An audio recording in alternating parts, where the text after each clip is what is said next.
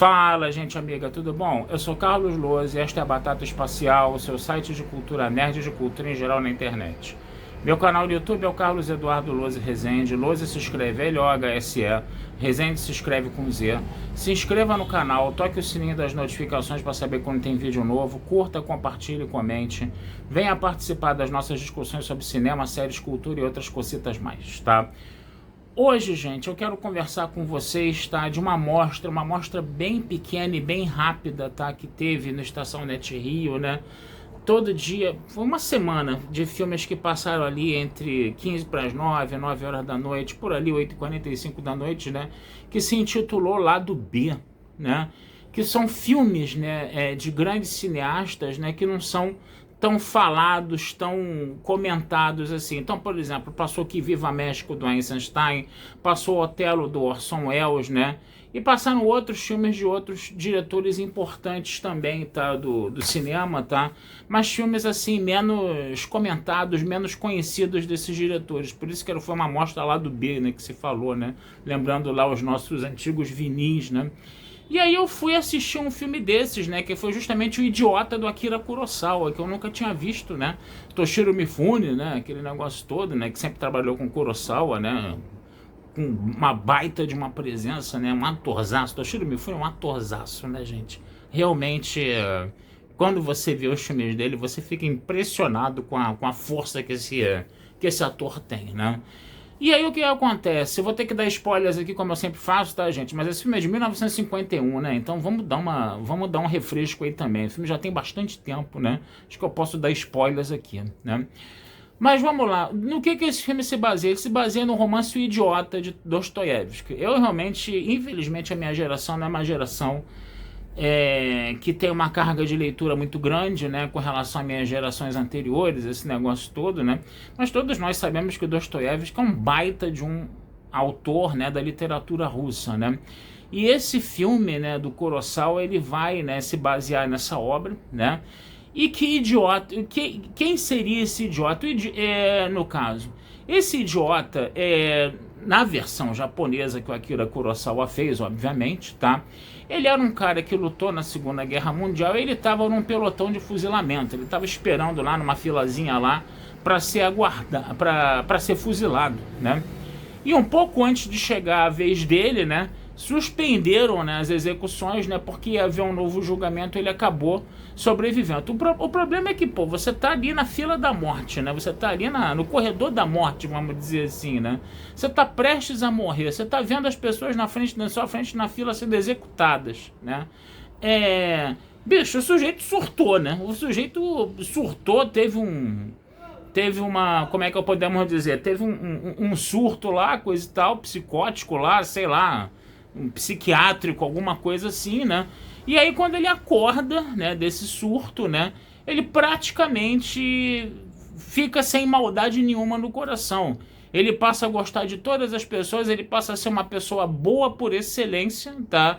Sem maldade nenhuma, sem malícia nenhuma, né? O que faz ele ser um sujeito muito, como podemos dizer, ter perante aos olhos das outras pessoas que estão eivadas dessa maldade, dessa malícia, ele passa a ter um comportamento muito infantil, que quando você é bonzinho demais, você acaba ficando, além de ser trouxa, né, como Maquiavel falava, né, você também começa a ser visto como uma pessoa idiota, uma pessoa abobalhada mesmo pelas pessoas, né.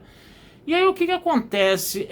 Ele vai conhecer, né, um cara no trem, né, que é interpretado pelo Toshiro Mifune. Ele tá indo para uma cidade junto com esses dois, com esse personagem do Toshiro Mifune, né?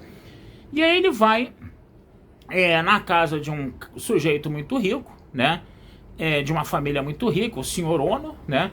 E o Sr. Ono sabia, né, que ele era herdeiro de uma fazenda de 50 hectares, mas deu uma volta, né, no nosso protagonista para tomar essa fazenda para ele, né? E ficava tutelando o cara. E o cara lá todo inocente, não tinha a menor ideia.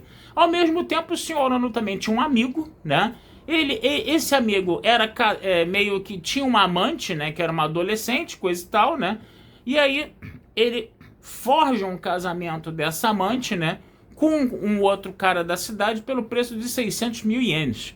Mas esse cara que vai casar por dinheiro, na verdade ele está interessado pela filha do Sr. Ono, né? E o nosso protagonista, ele chega no meio de tudo isso. Quando ele chega à cidade, ele vê uma foto, né, dessa moça aí, que é, tipo assim, a garota de programa lá do cara que tá, vamos dizer assim, vendendo, pagando, né, por 600 mil ienes para o outro se casar, né, no caso, né, para dar um casamento para ela, esse negócio todo, né. E aí o que acontece? Você tem toda essa situação aí acontecendo, né? E o próprio cara que vem também com o nosso protagonista, que é interpretado pelo Toshiro Mifune, também tá apaixonado por essa garota de programa. Ele inclusive dá 1 milhão de ienes para ela se casar com ele, né? Ainda tem essa situação toda. E aí todos esses personagens, né, se encontram numa festa, né, e começam a escutar o nosso protagonista, que tem uma bondade no coração. E aí é que a coisa degringola geral, porque ele é um cara tão bom, mas tão bom, mas tão bom, entendeu? Que as pessoas começam a olhar para dentro de si e elas começam, entendeu, a se arrepender da malícia delas, né? Inclusive, né, a moça lá, que é a garota de programa, ela fica completamente zureta, completamente perturbada, né, com a maldade, com a sinceridade, a bondade do nosso protagonista, né? E ela, tipo assim, sai, né, aquele casamento arranjado vai pro brejo, né? E aí ela acaba aceitando, né, a proposta do outro, né, do amigo, né, do nosso protagonista, que ofereceu 1 milhão de ienes, né, para se casar com ela, porque ela se sentiu uma pessoa tão má, de tão má índole, que ela se juntar, né, com o nosso protagonista destruiria a vida do protagonista. E aí ela vai, né, a contragosto, viver, né, com o nosso Toshiro Mifune lá. E o Toshiro Mifune, que era amigo dele também, né, começa a ficar todo grilado, porque ele percebe que ela tá muito mais apaixonada pelo nosso protagonista do que por ele. Então, gente, olha que loucura isso. E depois ainda, né, o filme vai andando, né, o filme tem quase 3 horas, gente. O filme vai andando, né, e aí a filha do Sr. Ono também, né, ela também começa a se envolver, né. Eu não vou nem falar triângulo amoroso, gente, é um quadrilátero amoroso, cara.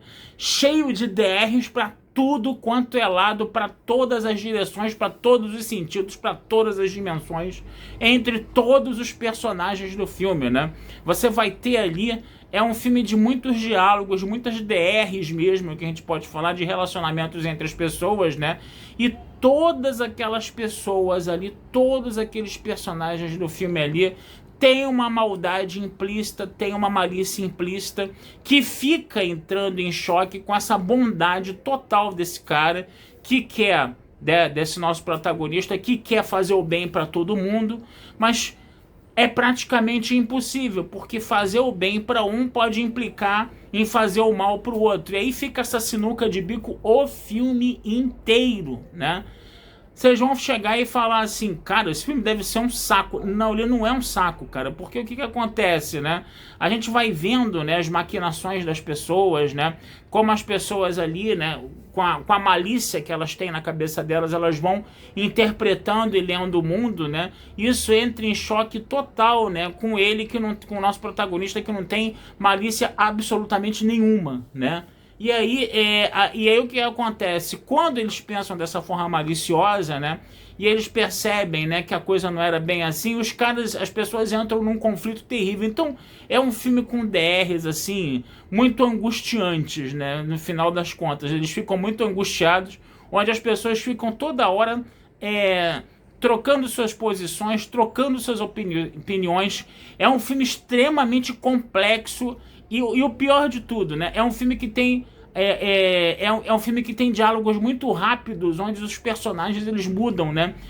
As suas posições, as suas opiniões de uma forma muito rápida, né? Uma hora, por exemplo, o ator Toshiro Mifune, uma hora ele tá odiando o sujeito, odiando o nosso protagonista, mas quando ele fica com o protagonista, ele passa a adorar o protagonista. Mas quando eles se separam, o Toshiro Mifune pega uma faca e vai correndo atrás para tentar matar ele. É um negócio completamente louco, gente. É super louco, super neurótico, é de uma neurose total. Eu nunca vi tanto personagem neurótico num filme só. Acho que todos eram neuróticos naquele filme, cara. Todos, sem exceção nenhuma, né? Mas o pior de tudo, sabe o que é? O filme prende a tua atenção de cima a baixo. É um Kurosawa fudidaço de bom, cara.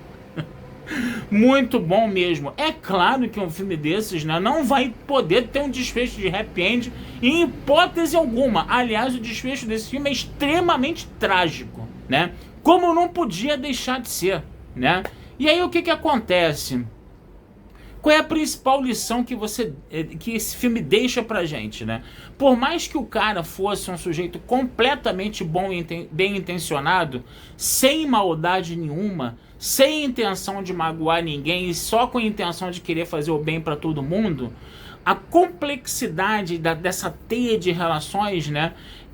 Fazia com que esses objetivos dele de fazer o bem para todo mundo e de deixar todo mundo feliz fossem praticamente impossíveis, né? É o tal negócio, ele é uma gota no oceano, é uma sociedade ali, né? Que tem as suas malícias, entendeu? E que impedem ele totalmente, entendeu? De fazer o bem para todos simultaneamente, né? Porque quando ele tenta fazer o bem para um, ele acaba acarretando desgraça e miséria para o outro, né? E o que acontece?